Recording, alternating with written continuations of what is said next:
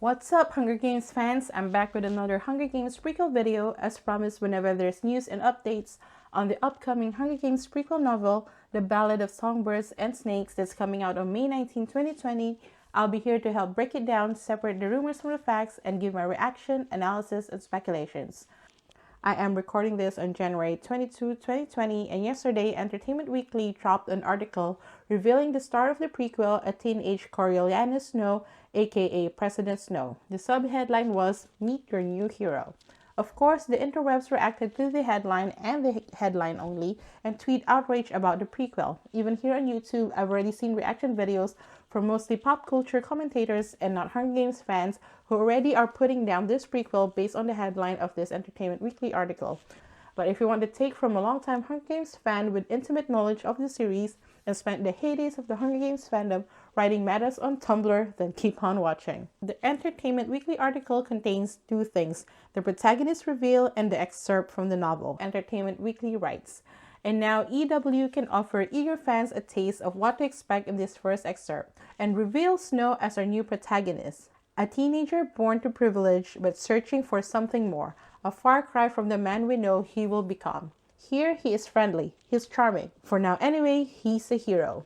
I guess from this, people are jumping into conclusions that the prequel will be a Joker-type villain backstory, excusing his crimes and immorality, and some even say giving Snow a redemption arc, which is impossible because this is a prequel, not a sequel, and many others are simply upset that after having a female of color in Katniss Everdeen, even though the movies has whitewashed her, as the protagonist of the original series, and in the current political climate, the origin story of a privileged white guy who grew up to be a genocidal maniac is the last thing we need or want right now. For me, however, I've stated in previous videos that I wanted the prequel to be about President Snow rise to power and not some story of a past victor's Hunger Games, which I find boring. But then I thought because the prequel was set during the 10th Hunger Games, the timeline seems off for President Snow to be enough, so I'm actually pleasantly surprised that he will be a main character in the prequel after all. While I understand the criticisms and concerns, I don't share them because I don't think it will be some kind of gaslighting or whitewashing of Snow by giving him a tragic backstory. Reason one is the theme Suzanne Collins said she will tackle in the prequel. I've discussed that extensively in a previous video, so I'm not going to repeat my analysis here. But the link is up in the cards as well as down in the description if you want to pause this video and watch that first, or if you want to watch it after watching this video. But just to recap, here's what Collins said about the themes of the prequel. "I wanted to explore the state of nature, who we are, and what we perceive is required for our survival. The Reconstruction period, 10 years after the war, commonly referred to as the Dark Days, as the country of Panem struggles back to its feet, provides fertile ground for characters to grapple with these questions and thereby define their views of humanity." So the last line is what makes me think that Snow is just one of, not the main character in this series, because she said characters to grapple with these questions and thereby define their views of humanity. So she's talking about more than one character here. Reason number two is the excerpt itself. With just less than 1,000 words, it was already revealed Snow is a manipulator who sees people as pawns, put up a facade, and honestly a pretentious douchebag with his fake charm. Despite being friendly and popular, he doesn't seem to have real friends or anyone he considers as friends. He sees his classmates at best allies, at worst enemies, but mostly his competition. He might be shown the early days of Panem through his character, but I don't see his character coming off very sympathetic. I'm sure there'll be instances in the prequel where he'll be nice, show emotion, maybe even compassion, or reveal some dark childhood experience, but I think they will just explain but not excuse the person he becomes.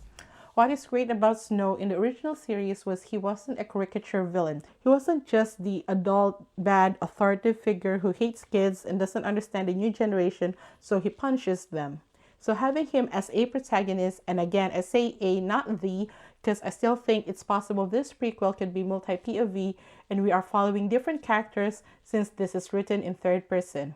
I think the choice by Collins to also write Snow in third person already shows she is not out here to humanize him, but rather use his character as the window to tell how Panem evolved to the society as we know it to be by the time we meet Katniss. Based on the excerpt, Snow's family is well regarded and thought of as rich, but it seems like at this point his parents and his grandparents, as well as their money, are gone, and only Snow knows it and likely is hiding it from the public. He wants to have an impressive performance as the Hunger Games mentor in order to win a scholarship for college, which I now think about it, will Snow's character arc and entire political career was just because he couldn't pay off his student loan debt. Guess for kids who read the original trilogy that are now young adults drowning in student debt, this is hashtag relatable. At this point, the games aren't mandatory viewing yet, at least for Capital Lights, and they want it to be more engaging.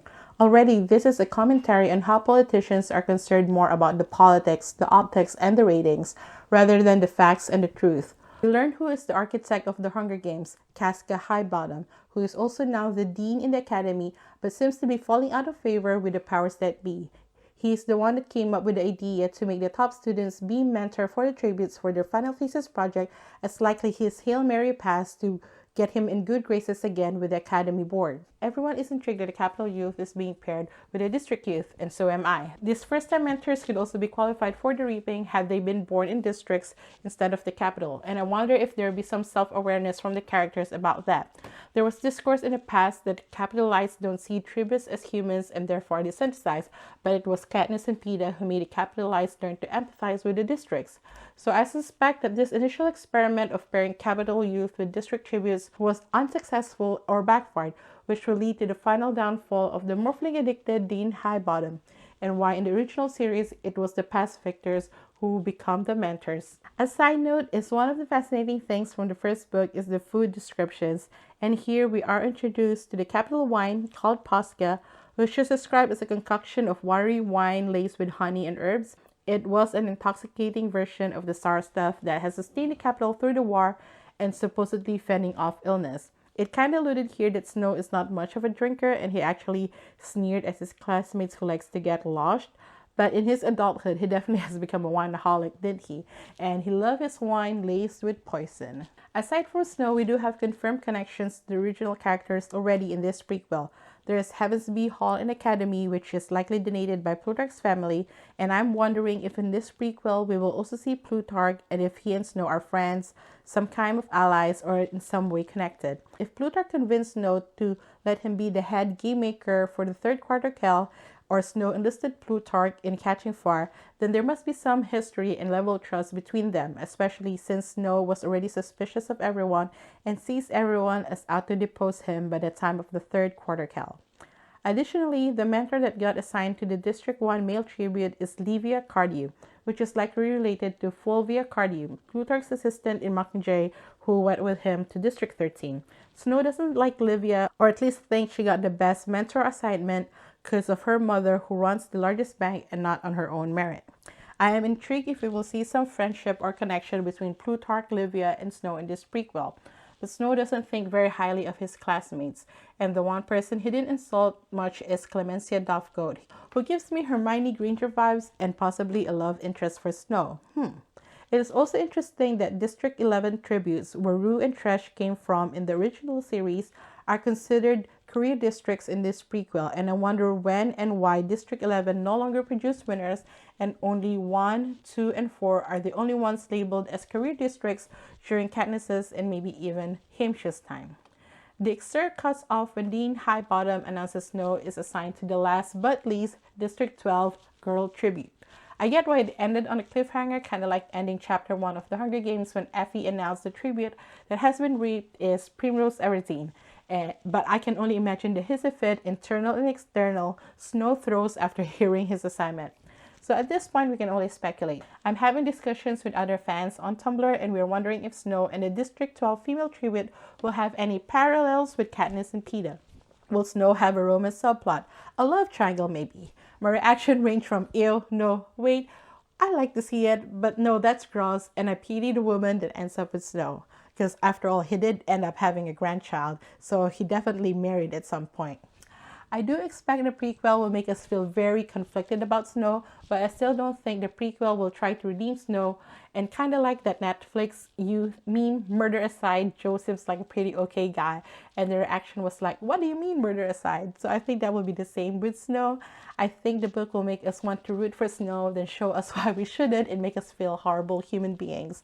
But it is a legit commentary, especially with how much we let white male politicians get away with and not hold them accountable because they talk and act the way their supporters like. But if a female or person of color does the same thing, they get heavily scrutinized and worse, punished. Penn Bagley says his best about his character Joe in You. His appeal is a reflection on how much we let privileged white male get away with, and I think Snow will be the same in the prequel.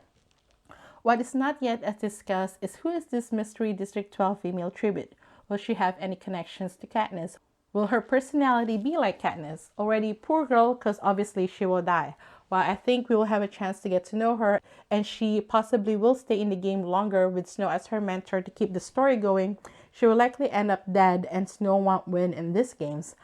I wonder what will Snow dynamic be with this District 12 female tribute. Will they form a connection or will he keep her at a distance? I don't think she'll have a direct connection to Katniss or Peeta's grandparents or anything like that.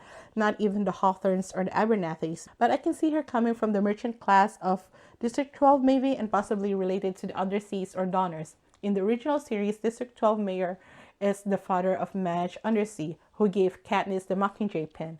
The mockingjay pin originally belonged to May Seeley Donner, who went with Haymitch in the second quarterquelle and Madge's aunt on her mother's side. If Snow has all this history with District 12 tributes, it doesn't make sense why he let Katniss and Peeta survive and let the star-crossed lovers play out for as long as it did. While in the original series, yes, we understand his motivations, and honestly, personally impressed with his political acumen even though I hated him. But all of that would no longer make sense if in the prequel, he would have early experiences with D12 tributes, especially the one that possibly might be connected to Katniss, and it never once comes up in the original series or affected how he dealt with Katniss and Peeta. So yeah, so that's it for my thoughts for the Hunger Games prequel. With this news of Snow as a protagonist in the series and with the excerpt, let me know your thoughts down in the comment. Do you love or hate Snow as a protagonist in the series? Who did you want to be the protagonist in this prequel? And what do you think about the District 12 female tribute? Any ideas who she might be or who she could be connected to in the original series? And is there anything that I missed that I didn't discuss in this video? Let me know down in the comments. I'll be happy to continue the discussion down below. And I'll see you in the next video when there's more news that comes out about the book. Until then, may the odds be ever in your favor.